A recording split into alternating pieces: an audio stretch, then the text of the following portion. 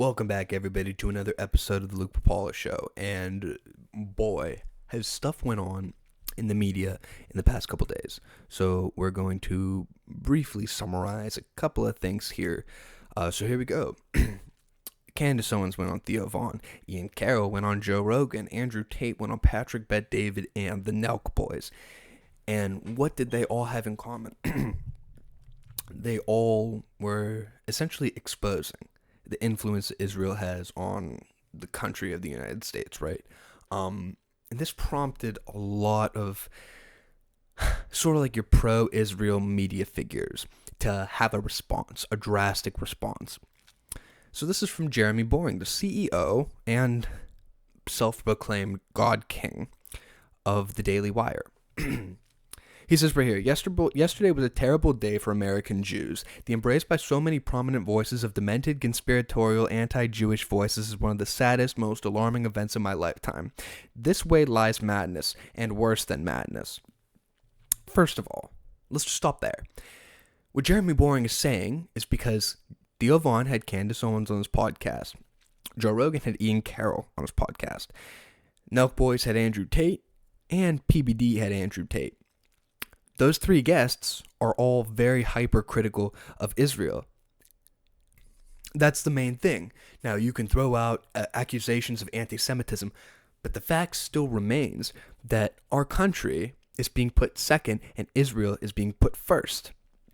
And people that sell out to Israel, like Jeremy Boring, Ben Shapiro, this whole wing, Charlie Kirk, all these conservatives, all these people in media, are very upset about that. Very upset about freedom of speech. Now, this is something interesting, folks, because the right, for a decade, was talking about cancel culture, talking about how conservative speech was being censored, and now, when it's something that they don't like, it's different. It's completely different. Let's continue. Do not let the times cost you your soul. What? Audience capture and unchecked tribalism are tools of the devil. Oh, are they? Paranoia and revisionism are too, even if they really are out to get you. Heck, even a righteous cause can lead us to evil if we don't guard our hearts in the quest. You literally call yourself the God King. I don't think you should be lecturing us on what's moral and what's not moral. But to continue. The wicked often prosper, and the temptation to prosper often tempts us to join them. But only God offers the richness of salvation, and he already became, for us, the only Jewish scapegoat for our sin and fear. Leave the rest of them alone. Not a single person called out a Jew, right? They called out Israel. And if you realize, if you look at this, all the people, okay? And we're not gonna screen record this. Jeremy Boring has 5.2 thousand likes on that tweet, okay? And he's getting ratioed in the comments. Nick Fuentes, 10K likes as a comment. As an example, okay? Somebody that they say, a member of the alt-right, they constantly condemn Nick Fuentes without mentioning his name. Regardless of how you feel about Nick Fuentes, it's a completely separate thing. But understand that Nick Fuentes' anti-Israel sentiment is something that the majority of American public either already feel or everybody's waking up. And it's all crazy. Continuing on here, a lot of people are continuing to ratio him, Jeremy Boring, in the comments. I saw Myron Gaines had the same thing. He had another tweet where he completely ratioed Jeremy Boring. And it's like, if we're really going to do this, we're going to start the show off this way. There's the conspiracy. There's always been the conspiracy that Jews run the media. And this is something that we've heard for a long time in traditional media from years and years and years ago until now with Kanye West, for example. And I never understood why they called that anti-Semitism like it was a bad thing. And furthermore, just like with the deplatforming of people like Kanye West, Nick Fuentes, right? People online, Milo Yiannopoulos, for example.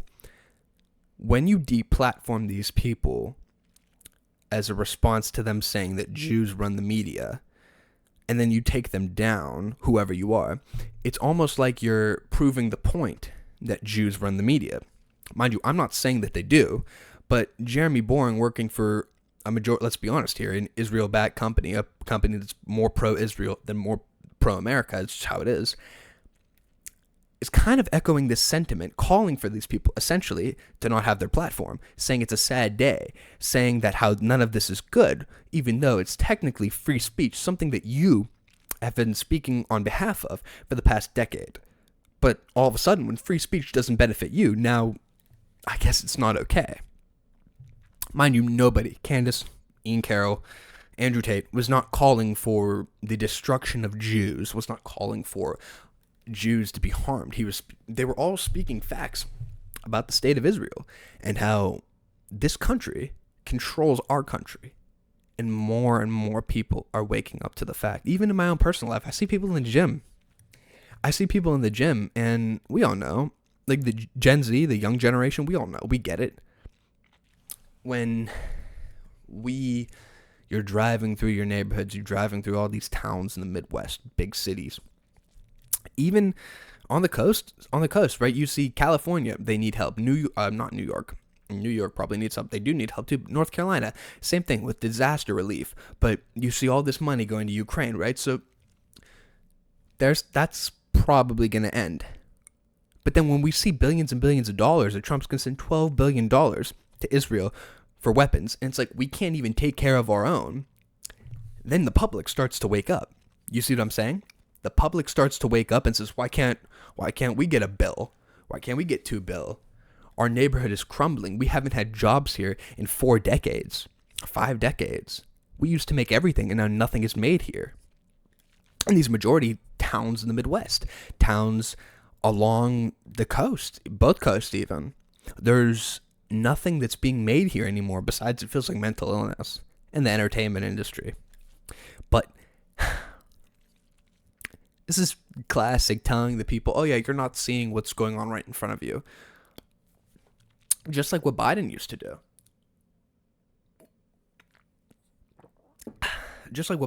So, I don't know, man. People are waking up, and we're not going to play any clips for those 4 podcast episodes. The 2 with Tate, 1 with Candace, and 1 with Carroll. But I highly encourage you to do so because it's very informational. And it'll red pill you a little bit more, which I feel like something that's constantly happening with all of American media and a lot of prominent people in American media. So that's how we're going to start the show. I didn't think I would go off like that, but it's just very interesting. So, whatever it is, Jeremy Boring, it is what it is. He can do what he wants. He can say what he wants. That's fine. But ultimately, the public doesn't side with him. And that's just how it is. I mean, he's a weirdo, right? Jeremy Boring is not somebody that normal people can relate to. I don't know how good of a job Jeremy's Razors is doing at making money, but the Daily Wire continues to lose subscribers after subscribers. Candace Owens, who was kicked out of the Daily Wire, is now more popular than Ben Shapiro, their lead guy. So, I mean, that's how you can tell, like, the people are not on their side. And eventually Daily Wire, my prediction, the Daily Wire will soon be bankrupt. Give them a couple years. I see the numbers. In fact, in the past year, Candace Owens had more YouTube views than Ben Shapiro. Candace was like in the mid 50 million. Ben Shapiro is like 47 million views. And if you look, we did a video on this back a couple months ago. Like, Candace is just more popular than Ben in all the views. So it goes to show, shelling out for a foreign country that doesn't have your interest at heart, domestically at least, is not a good move. Not a good move. And the people will see it too. That's the crazy thing. So good for all those creators. Good for Rogan, PBD, Nelk Boys, and Theo for having those guests on. And the American public is starting to wake up, if we haven't woken up already, that our quote-unquote greatest ally, which that's another thing. If Israel is our greatest ally, then what have they done for us? Because it seems like we fight their wars, we pay for their weapons, we give them all of the security that they need, all of the intelligence. What else could they ask for? They have it. They control us. They buy our politicians in the elections through AIPAC. They continue to influence everything going on. And it's like, when can we be first? Because it seems like all the money now, after Ukraine, it just goes there. There's no problems being addressed here that have Americans' best interest at heart, right? Trump ran on America first, America first, America first. He did not run on Israel first. Dearborn, Michigan would not have withheld their votes for Biden if this was the case. If this was the case, Biden would have got reelected, or Kamala would have got elected.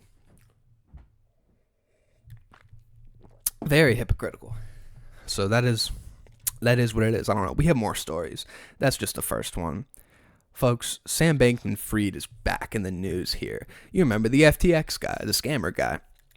Tucker Carlson had about a 45-minute podcast episode where he had Sam Bankman-Fried on. It's like a little internet broadcast over Zoom. And Sam is back in the news because he shares the same jail cell with Sean Diddy Combs, P. Diddy, Puff Daddy. Did things go on there? We don't know. I have an idea of what might have went on there. Sam certainly looks like he's not afraid to try new things. He looks like quite the eccentric guy. He always has been. But listen to what he says. So Tucker was interviewing Sam, and he says that Diddy has been, quote-unquote, kind to him in the prison, being that they live in the same cell. So we're going to play a little bit for you, and we'll react to it. Are you hanging with Diddy? I think. And now we will. Here we go. Think he's in there with you? He is. And I don't know, he's been kind. I've made some friends. It's a weird environment. It's sort of a combination of a few other high profile cases and then a lot of, ex-gangsters or sort of, alleged ex-gangsters.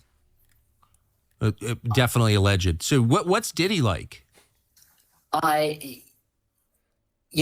Obviously I've only seen one piece of him, which is his penis. Yeah, he's only seen one piece of him, which is his penis.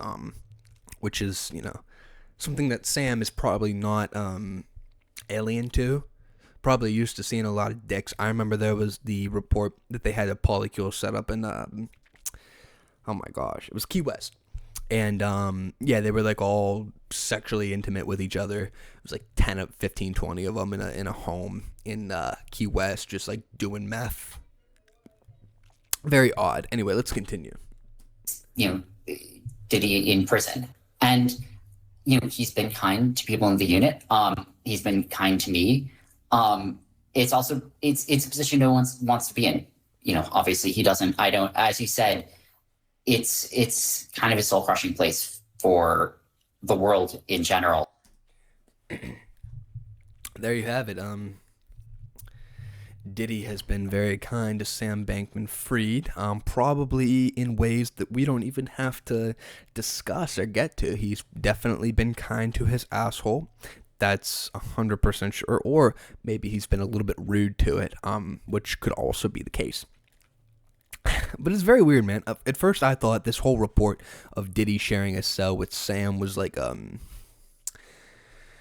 joke. Like I didn't think that Luigi Mangione was sharing the same cell as Diddy either. And I don't think he is. I think it's the same jail though. All these guys are like the same jail cell, which is like it's Arkham Asylum basically, what it feels like. But nevertheless, it's odd. And you see Tucker's face on the whole report, the interview. He's like, I don't know. Maybe they did get intimate. Definitely odd. I don't know. Sam, I lost about $700 with Sam. So, it is what it is. He's a scammer. What are you going to do? I'd be scared personally to be in the same jail cell as Diddy though. And that's all I have to say about that. So here's another thing that I really did want to talk about, and we've been talking about this over and over and over again on the show, multiple times on the show, but I really want to reiterate how I think that this can be something special if he does decide to run. So Stephen A. Smith, once again, has talked about how he thinks that he could get the Democratic nomination for president. And it's very early. I would like to express that it is very early to even think about 2028. We haven't even got through Trump's first 100 days. But Stephen A. Smith went on The View and he told them that he thought that he was the best candidate for president for the Democrats and that he would beat every single Democrat on the stage in the debates. So we're going to play that for you. Here we go. I mean, right now in the polls, you're nearly tied with Pete Buttigieg, AOC, Governor Gretchen Whitmer. You have a higher favorability than John Fetterman and Vice President Harris. What do you make of this? I make of it that citizens, particularly on the left, are desperate. And I mean it when I say it. I think I can beat them all. And I have no desire whatsoever to run for office. I am not a politician. I am not qualified. But I know this much. When you consider who's on the other side and how he's gotten away with saying very little in terms of being coherent and articulating his thoughts clearly and concisely and what have you. This is not something that he's known to do. Yet and still, he has owned the Republican Party since 2015. Not only has he won, the Republican constituency has said, we don't want anybody else but him. We didn't want DeSantis. We didn't want Haley. We didn't want Christie. We didn't want Ramaswamy. We didn't want DeSantis. We didn't want anybody. We want him. What does that say about the Republican Party? It's not about what it says about the Republican Party. It's about what it says about the Democratic Party. Why? Because in the end, if you think about him being impeached twice, 34 felony counts or 34 felony convictions, and they still elected him president, it's not about him winning. It was an indictment against the Democratic Party and what the Democratic Party was offering to American citizens. All right, so what he said was entirely true. Right, entirely true. And notice before I comment about what he responded to The View with. Notice how The View, how Sonny hosted was like, what does that say about the Republicans? These people are so programmed, right? We're having a normie conversation about politics. These people are so programmed to divide. They say, well, what does that say when you talk about Trump not really saying much and leading the Republican Party for a decade? What does that say about the Republicans? He goes, no, but these people are so programmed to just divide and so, just ugliness and division. Of course they're going to do that. But Stephen A. is saying, like, this isn't about the Republicans. This is about the Democrats. And he's right. Furthermore, saying how he doesn't intend to run. But he might not be qualified, which he said that repeatedly. But let's be honest here. Stephen A. Smith on a debate stage, just strictly as a debater. The Democrats don't have a guy. Like, they don't have a number one, so I personally think that he would do great. Now, policy, I don't know. He said before, like, he doesn't want to run, and he probably won't run. But let's be honest about something. Like, the reason Stephen A. is saying this is because people on the left, I mean, you hear those names. Pete Buttigieg, Gretchen Whitmer, Kamala Harris, AOC maybe is the only one that has a formidable chance. But, like, other than her, those other names... What? Gretchen Whitmer? The lady who faked her own kidnapping. Pete Buttigieg, who was the first person in my lifetime where I knew the Secretary of Transportation's name because shit went south everywhere. The airline stuff started with him. We had the train derailment in East Palestine. We had all these disasters that had to do with transportation, and you, Pete, are the one that it falls on every time because you're the head guy. You're not supposed to know the Secretary of Transportation's name in a presidential administration. I know, but you're not supposed to know their name. They're supposed to do their job quietly. So that is not somebody that I think is qualified. Also, he got the position because he is gay. That's just that. So yeah, Gretchen Whitmer, Pete Buttigieg, AOC, a little bit stupid with some of her points. But she claims to be for the working class, so that might be good. I don't know, but she really does have a lot of points that just aren't good. And then Kamala Harris, who managed to lose the first presidential election in 20 years for the popular vote for the Democrats, managed to lose young people, which that had to have been for the first time in like 50, 60 years that Republicans, young people, have broken for the Republican Party. It's not supposed to be cool to be a Republican. It's supposed to be unpopular. But she was so unpopular that she made the Republican Party popular for young people. So she's not qualified, and she was already not qualified because she got hired because she was a black woman. Is, whatever. So it's like, what are we doing here? You know, of course he would win any debate because there is no talent. The Democratic Party doesn't have any talent left. I'm sorry, you don't. You don't. Who is it? Who's your one? You don't have a one. Like Trump is a one. I could see JD being a one. Even though there's a lot of his stuff, a lot of Trump I disagree with as well. But I could see JD being a one eventually. Vivek, for all the H-1B stuff that we talk about on the other podcast. And just everything overall. Like, I could see Vivek being a 1-2, not a one that I agree with, but nevertheless a true leader. That's really it, though. There's not a lot of ones in the political landscape at this time. Like, I thought that Hakeem Jeffries would emerge as a one, right? He's the Senate Minority Leader or House Minority Leader. I think he's a House Minority Leader. Yeah, he is. As the House Minority Leader, like, you would think that he would have this opportunity to rise up, right? Now that you're the opposition party. So naturally what happens is when there's an administration, typically opposite party after the first 2 years gains a lot of popularity because people tend to hate what goes on in the current administration. It's just how we are as Americans. We go back and forth. Republican, Democrat, right? 2 terms Republican, 2 terms Democrat. 1 term Republican, 1 term Democrat. Now we're in the second 1 term Republican. We go back and forth, right? We don't know what we like. And so you would think that he would be able to rise up, right, and take charge. But Hakeem Jeffries has been a big disappointment for the Democrats. Very quiet on the issue of Israel. Not with a lot of... They're not propping him up, which is kind of weird. You would think they would prop him up. But just very quiet politician. No backbone to him. Not a lot of star power. I was disappointed. And I'm somebody that doesn't claim to be a Republican or Democrat, but it's quite interesting. So Stephen A., wrapping it up, I don't know. He won't run. His life is too good. He won't run, but he would definitely wipe the floor with all of these people.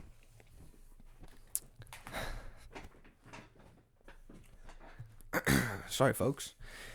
Damn, we're 23 minutes in. What shall we talk about next? We got shit. About this. Alrighty. So there was a report. This is a breaking report according to YouGov, The Economist, right? They did a poll. This is breaking right here. Same-sex marriage support in the United States has dropped to 52% with 36% opposed. And once again, this is according to a YouGov, An Economist poll. And there's been talks about the Supreme Court getting rid of same-sex marriage entirely, striking down the ruling.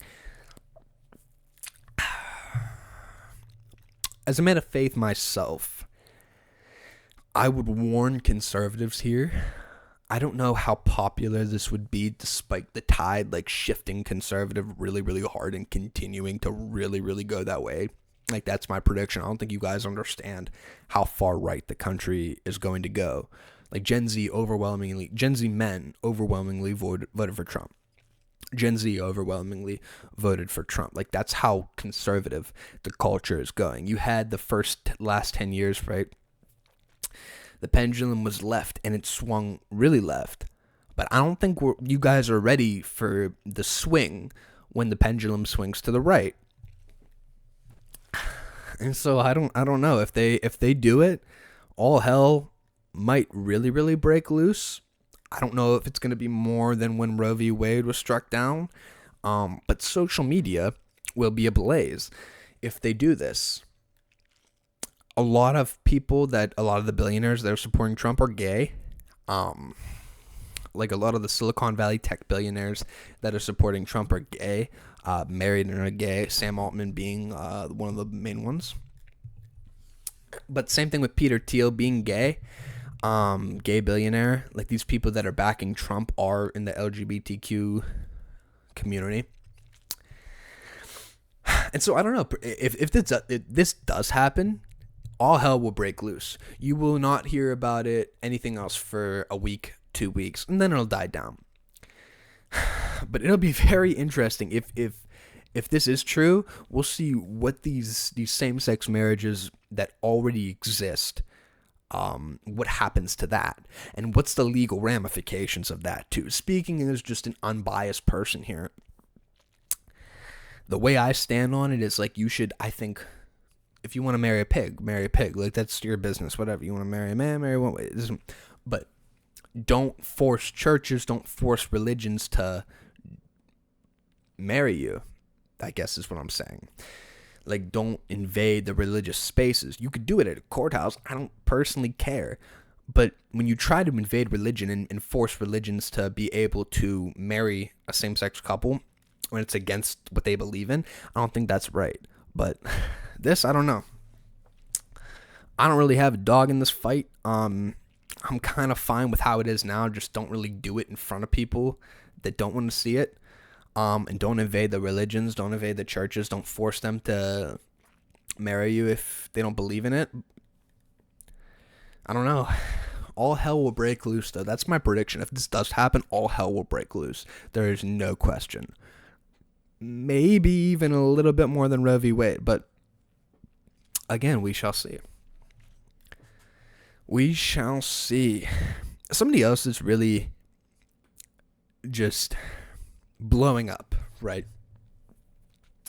To transition here, I want to talk about a certain politician that the Democratic Party is trying to prop up, and it doesn't seem to be working. This woman is very obnoxious.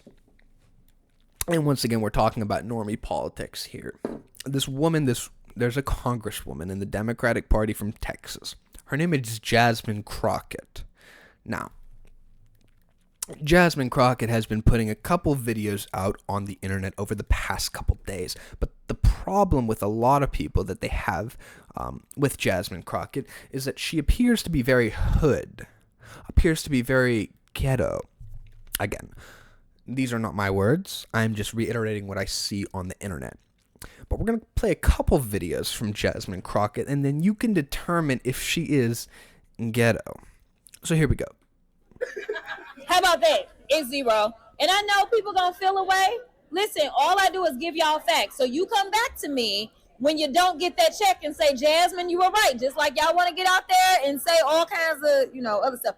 But come back. Because you're getting zero. I know these people. I work with these people. These people is not about this life, and they don't care about you. These people is not about this life, and they don't care about you. She's talking about those checks, the Doge dividend checks that Elon and Trump have been talking about, $5,000 back because they're saving so much money from the government. Can I play this again? Oh, I know these people. I work with these people. These people is not about this life. These people is not about this life. That is the English that a sitting congresswoman is using. These people is not about this life. She's doing a cheap ripoff of Kamala Harris's southern accent that she tried to use in the election that lost her the election. But that's not all. Here is her dancing to Kendrick Lamar. What other ethnic group got their elected officials doing stuff like this, bro? Yeah, that's... Yeah. Obviously, that's a black man talking about his ethnic group and asking what other ethnic group has elected officials that do that. But it just keeps going. So this is Laura Loomer right here, and she's actually asking, why do we have hood rats in Congress? Hearing all kinds of nonsense and bullshit. Let me just be real. And we weren't gonna sit for that shit. We wouldn't. We showed up. And if he had some sense, then maybe we would have been about that life. But y'all know he ain't got no sense. So please give some love. This took a little bit of coordinating to do for sure. We got some cool shirts. We got Madam Williams. So yeah.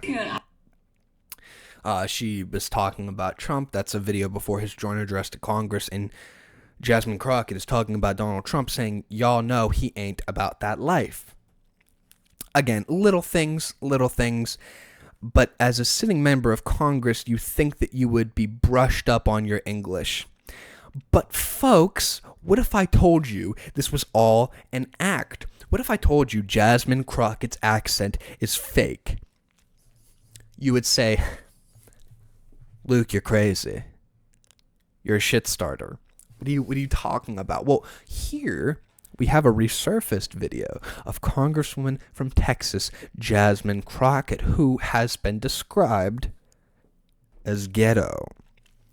But here's a video of her talking nice and perfect for the interviewer. Now, maybe this is before the Democratic Party said, hey, we're going to prop you up, so talk this way. But give it a listen, because she sounds much different here in this interview. Year. You know, no one could have told me that when I went down to Austin, now it looks like a little bit over a year ago, that I would be running for Congress. It's just not what my plan was. But what I've always decided is that I would step up when there was a need. Listen, he up there, he's hearing all kinds of nonsense and bullshit. Let me just be real. And we ain't gonna sit for that shit. We wouldn't, you know. But when she called me and said, I think it's time for me to retire, and you're the one that I... What? Okay, so how much do we have left? Look at this. Listen to her speak so eloquently, right? So eloquently. And then you see the video on the left where she's faking an accent to sound cool, trying to get clout on social media, trying to be hip like Kamala Harris did and Hillary Clinton did and Obama and so on and so forth. I don't understand why the code switching is being used here. It doesn't make much sense. People on the internet are clowning her, and rightfully so, but she's trying to appear ghetto, but it's not coming off well. I believe should take my seat. I really was kind of caught off guard. That's perfect English. People really don't appreciate code switching, and I don't know why it is still practiced by this political party. I just don't get it. I mean, here's another video, right? Here's another video. So she's talking, and I think she was talking about Trump, of course. That's all they have to talk about. It's all they have to talk about. But listen to this woman talk, and again, she goes back to the ghetto accent. This is not what we should be doing. I don't even know why we fighting with Greenland. Why we fighting with Greenland? We fighting with Canada. We fighting with Mexico. Yet we in love with Putin. What is happening? Like, this is not America. This is a terrible nightmare. Somebody slap me and wake me the fuck up, because I'm ready to get on with it. I mean, right there, if that wasn't code switching. Listen to that again real quick. This is not what we should be doing. I don't even know why we fighting with Greenland. Why we fighting with Greenland? We fighting with Canada. This is a terrible nightmare. Somebody slap me and wake me the fuck up, because I'm ready to get on with it. This is not what we should be doing. Somebody slap me and wake me the fuck up, because I'm ready to get on with it. And then you have this. I didn't anticipate that. If anyone knows anything about the Congresswoman, they know. We showed up, and if he had some sense, then maybe we would have been about that life. But y'all know he ain't got no sense. So please give some love. Do you see this? This took a little bit of coordinating to do, for sure. We got some cool shirts. You know, the congressional seat is over 4 times as large as my House seat. And I was just starting to get into the rhythm of... All right, that's it. What do you guys have to say about this? Do you appreciate the code switching, or do you see her the same way that I see her, as a fake attempt of code switching in American politics today? Like, you guys can't appreciate this, right? You can see through this on the internet. You guys are much smarter than this. And it's just so disingenuous how Kamala was busted for this stuff, right? They got at her in the media. And Jasmine Crockett, to the Democratic Party, if this is the best that you have, because you are propping this woman up to have her run for a bigger seat in the future, whether that's a governor seat or a senator seat, or even, God forbid, a presidential bid in 2028, which, wow, you would give the Republicans a layup. This woman is not very likable.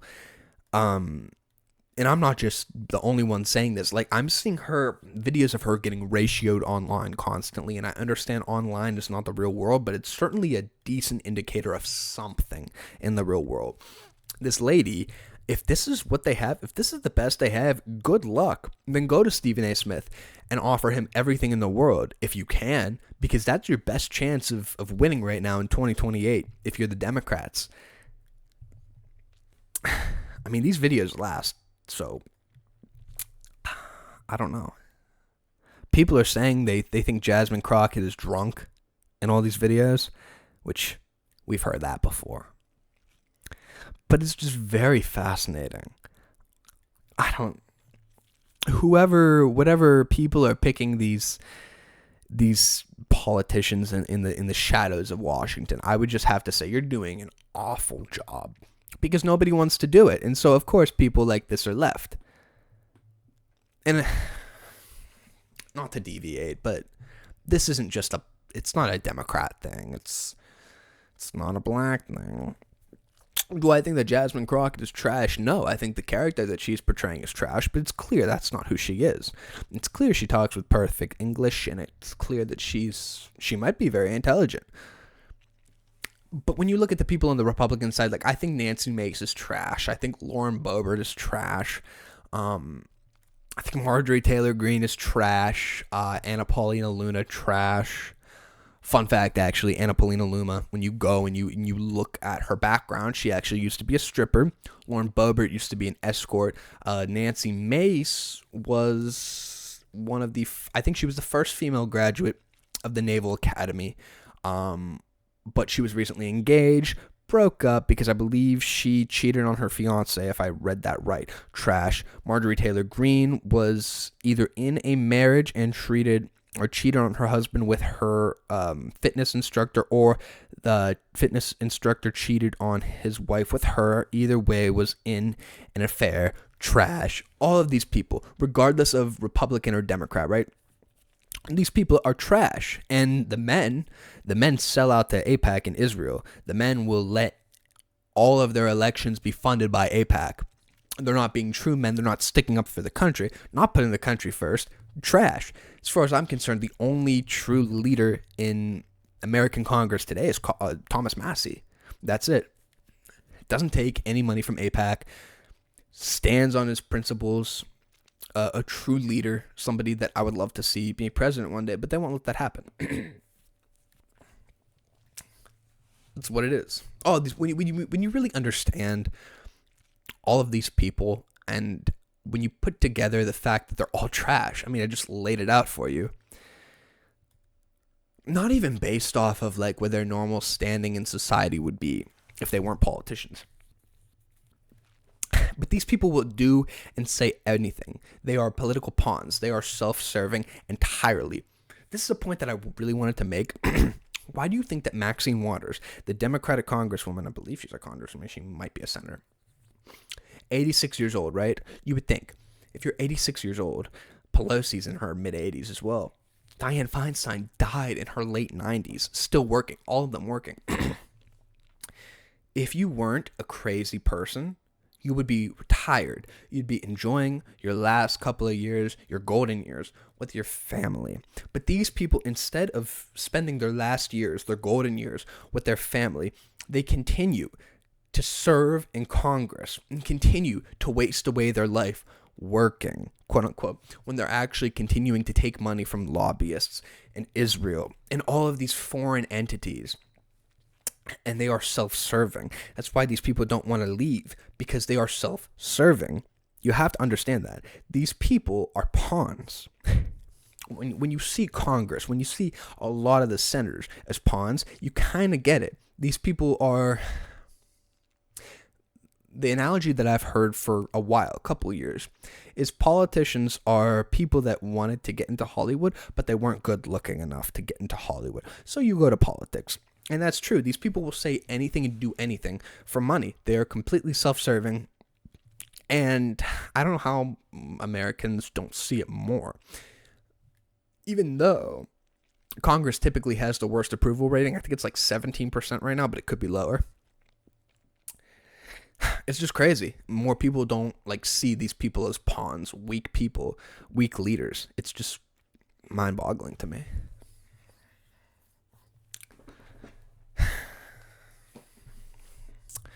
But they say you get the government that you deserve, and we deserve this one. That is for sure. We might have another story, or I might just cap it. No, we're gonna go with one more. We have one more story for you, actually, and it's about Gavin Newsom, another politician that is very self-serving. So we covered this on the show on Innocent Villains, actually, last week, that Gavin Newsom was going to be starting a brand new podcast. And the way he kind of formed it was that he would be shitting on Trump and shitting on Trump supporters, talking about tariffs, talking about Doge, talking about Mexico and all that stuff. And he framed it as he was going to be talking to voices on the other side of the aisle. Now, to me, I thought, oh, he's going to talk to like the Rhino Republicans. The people like Liz Cheney, Adam Kinzinger, Chris Christie. People like that. But you know what? Gavin Newsom, for all his shit, he actually proved me wrong here. He had Charlie Kirk on his podcast, and I haven't watched the whole thing. I've seen clips, but I just want to play a little highlight reel, and then we can talk about it after. But Gavin Newsom, the awful politician, awful governor from California, is actually seeming kind of reasonable here in his interview with Charlie Kirk. So we're going to play a little bit of it. Last night, trying to put my son to bed, he's like, no, Dad, what time? What time's Charlie going to be here? What time? And I'm like, dude, you're in school tomorrow. He's 13. He's like, no. This morning, wakes up at 6 something. He's like, I'm coming. I'm like, he literally would not leave the house. Did you let him take off school? No, he did. Of course not. He's not here for a good reason. But the point is, you canceled school for like 2 years. One day. The point is the point, which is you are making a damn dent. Thank you. I'm kidding. When you go to these college campuses, I love watching your TikTok, which is next level. And clearly, that's expressed by my 13-year-old son. I want to meet this guy. Yeah, I actually. He's coming to a Turning Point event this summer, Tampa, Florida, Student Action Summit. I actually am by the way, if you should be concerned. But so let me say, here is why I'm concerned, because you have expressed that I should be concerned as a Democrat, that we're getting clobbered. Okay. Yes. That you figured something out. It's not me. The president first deserves the credit. But why? No, hold on. You were at this before Trump was Trump. No, I know, but he was a Democrat back in 2011 and 12. The president deserves huge credit, and I just have to say that as an obligatory thing, because without him, our movement would be small. And you can appreciate that in politics. You have to appreciate the person who is the catalyst. For you, that's what you sort of attached an identity with. It was also just the catalyst. It was a cultural moment that just opened us up. Okay, so a lot to unpack there, obviously. It should also be noted that Gavin Newsom condemned BLM, condemned men playing in women's sports. He condemned the trans stuff. All of the radical leftist policies of the past decade, it feels like. One thing I will say is that we have to continue to hold his feet to the fire, because he did shut down schools like Charlie Kirk's joked about, but he should have held his feet to the fire. He shut down schools for 2 years. To my knowledge, hundreds of thousands of people's income are gone. Their livelihood are gone because you shut down their small businesses, their restaurants, their stores, all that stuff for 2 years gone. This guy's still not a good governor, and Charlie Kirk should have grilled him on that. Now, it's funny that Gavin Newsom says that his son is a big Charlie Kirk fan. It's odd, because Gavin's obviously a big Democrat in the biggest Democrat state. But for all the stuff about Charlie, he's still a shill to a foreign government. He still shills for Israel like anybody. Actually, he's one of the best at shilling for Israel and shilling for foreign aid to a country that doesn't really do anything good for us. We do everything for that country. Furthermore, I just think it was... Here's what I will say, though. If people like Gavin Newsom continue to condemn the past 10 years of Democratic Party politics, the Republicans are in for a real fight, real trouble. Because the Republicans have positioned themselves now as like the party of common sense. Whether or not their policies reflect that, we shall see. It's not seeming like that at the moment. But if people like Gavin Newsom abandon the past 10 years of Democratic modern party politics, abandon all the identity politics stuff, the culture war stuff, they completely flip like politicians are very capable of doing, that Gavin Newsom can win. He could easily become the president of the United States in 2028 with that message, despite all of the shit, the horrible governance when it came to the fires and the relief and all of that, and all of the COVID lockdown stuff and the hypocrisy, all of that. Americans largely are very dumb when it comes to remembering what people have done when it comes to their policies. So, I don't know. I think if that's what they do, and they pretend like this past 10 years didn't even happen, and they pretend to be normal and competent, they will win elections again. Good luck. So, that's all I have to say. This has been another solo episode. Really enjoying what we're doing over at Innocent Villains on the other podcast. If you haven't, please, for the love of God, give me a sub. We need way more watch hours on this channel if we are going to become a good source of monetary income, because the money at first will go back into the show. We will be able to afford a lot more things, and we do want to do skits, but for now we got 2 podcasts on this channel, and we're going to continue. But it's all for the love of the game, man. Like, I really appreciate you guys, the fans, the viewers.